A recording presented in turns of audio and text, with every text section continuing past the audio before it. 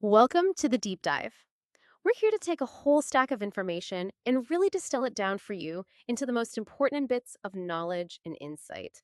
Today, we're diving into what sounds like a pretty straightforward area of accounting, but it actually reveals a lot about how companies present themselves. It's bill and hold arrangements for revenue recognition, our mission today. To really unpack what these arrangements are, why they can be, well, quite tricky, and how understanding them gives you a shortcut to being much better informed about a company's financial practices. But before we dive deeper, just a quick reminder this deep dive is based on material from Farhat lectures. All the content, examples, and explanations we're talking about here are derived from the comprehensive accounting resources over at farhatlectures.com. So whether you're an accounting student, maybe a CPA candidate, or already a professional, definitely visit the website for additional practice questions, video lectures, and detailed support to reinforce today's topic. And a special thanks to Professor Farhat for providing this valuable material. Okay, so let's start unpacking this concept, bill and hold. At its core, what are we looking at? Is it basically an arrangement where a buyer signs a contract, agrees to buy something, but then asks the seller, hey, can you just hold on to the inventory for a bit? Or the buyer takes title, accepts the bill, but doesn't physically take the goods right away, something like, bill me now, I'll grab it in a few weeks. Is that roughly it? That's exactly the core idea. Yeah. And what's immediately interesting, is how it bumps up against a fundamental concept of what makes a sale a sale. Usually, a really strong indicator that a sale has truly happened is that physical transfer of control. The buyer actually takes possession. Right. In the bill and hold, that key step, the physical handover, hasn't occurred yet. So that's the tension right there. If physical transfer is so key, why would a company even consider this? I mean, what's the motivation? It seems counterintuitive, doesn't it, for the seller not to ship and for the buyer to pay for something they don't physically have? Well, the motivations can be legitimate, Sure. absolutely. But as you might guess, it also opens the door for some, let's say, less scrupulous behavior. On the darker side, think about a company under huge pressure. Maybe they need to meet revenue targets promised to investors or Wall Street. Okay. They might go to a customer and say, look, sign this contract for $1 million of product. You don't even have to take it now. Just sign so we can book the revenue this quarter. So it becomes a tool to potentially inflate their numbers, to report revenue that hasn't really fully materialized in the traditional sense. Exactly. It allows them to report potentially fictitious revenue just to meet those short-term targets. That sounds risky, like playing with fire. If you connect that to the bigger picture, the potential for abuse seems pretty clear. Is there a big historical case that illustrates this? Oh, absolutely. A really stark example is Nortel Networks. You might remember them, the Canadian telecom equipment giant. Well, now gone. During the internet boom around 2000, 2002, things started slowing down after that period of massive growth in internet infrastructure. Right, the bubble started deflating. Precisely. And Nortel, facing this slowdown, got involved in some pretty significant fraudulent accounting schemes. So what was the goal there with Nortel? What were they trying to do with these schemes? Just make things look better than they were? Essentially, yes. They were trying to create a false impression that they were handling the economic downturn much better than their competitors. In November 2000 specifically, Nortel actually changed its own revenue recognition policies. Change their own rules. Yes, to accelerate significant amounts of revenue into that year, particularly from their optical internet businesses. That was a key metric everyone on Wall Street was watching closely. And how did bill and hold specifically play into this? Did they just suddenly start using it heavily? Well, this is where it gets really interesting. They'd actually banned the use of bill and hold transactions company-wide. Banned it. Yes, banned it in the second quarter of 2000. Yeah. But then their revenue seriously undershot expectations in the third quarter. Oh. So what did? They brought bill and hold back, specifically reintroduced it, purely to inflate their sales numbers. Wow.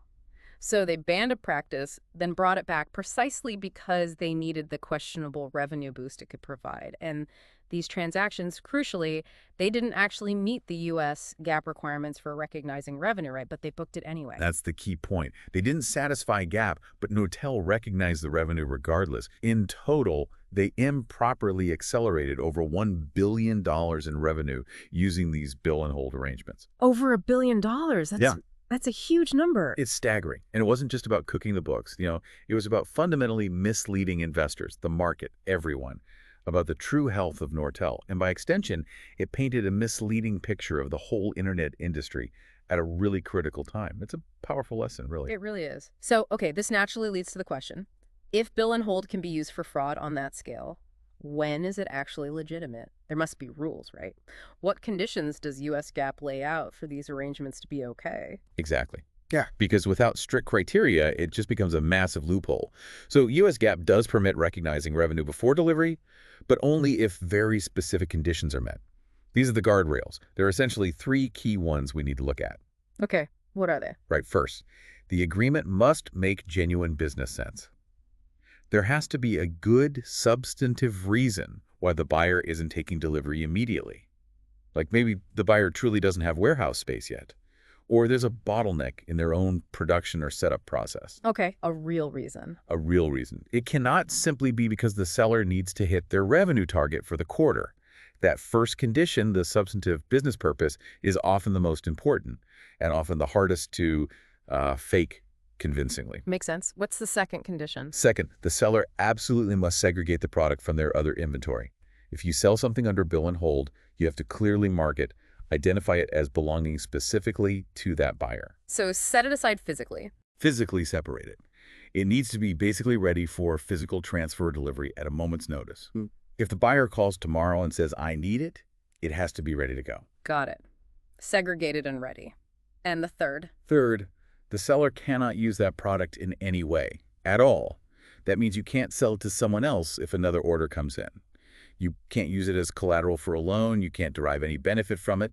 It's simply not the seller's product anymore. It's just sitting in their warehouse waiting for the buyer. Okay, those three seem pretty clear. Genuine business reason, segregation, and no seller use.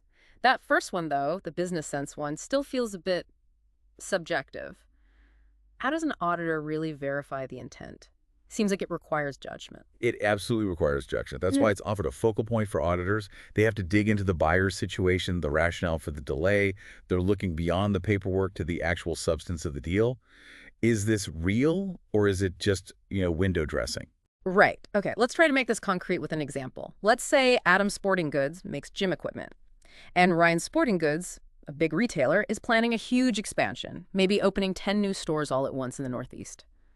Ryan orders $6 million worth of equipment from Adam, signs the contract, but asks Adam to hold it until the week the stores open, maybe in 2 months, because Ryan genuinely doesn't have warehouse space for all that gear right now. Okay. In that scenario, does Adam have a legitimate sale they can recognize now? Based on the criteria, I'd say yes. It seems to tick the boxes. How so? Well, first, it makes business sense. Ryan's expansion is real. They're investing, building stores. The lack of space seems like a genuine, substantive reason for the delay. Okay. Second, Adam would need to segregate that specific $6 million of equipment, mark it clearly as Ryan's order, keep it separate and ready. Right. And third, Adam obviously can't use or sell that equipment to anyone else. It belongs to Ryan. So under those conditions, yes, Adam can book that $6 million sale when the agreement is signed, even before delivery. Okay, that makes sense. But let's tweak it. What if the situation is different? What if Adam is just trying desperately to hit $6 million more in earnings for the quarter? So they call Ryan and say, hey, let's just sign a contract for this stuff, make it bill and hold. You don't have to take it now. Maybe in a couple of months, we can just, cancel it if things change. Well, now that's completely different. In that case, Adam is clearly just trying to artificially inflate their revenue. There's no genuine business purpose coming from Ryan for delaying delivery. The intent isn't a firm, irrevocable sale. Right. The motivation is purely internal for Adam. Exactly. In that scenario, Adam should absolutely not be booking that sale.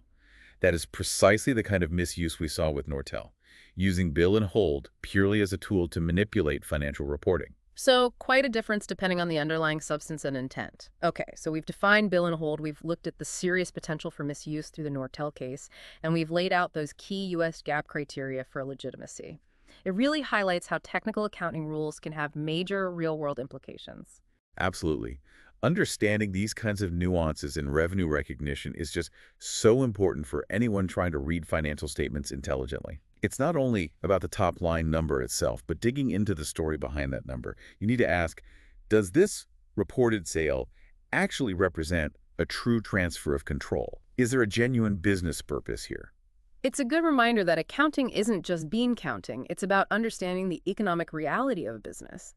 So, as you, our listener, continue to explore the world of business and finance, maybe consider this. How might understanding these specific accounting rules, like bill and hold, empower you to ask sharper questions, especially when you see a company reporting surprisingly strong sales, maybe when its peers are not? What other hidden stories might be lurking within the details of financial statements, waiting to be uncovered by understanding the principles behind the numbers?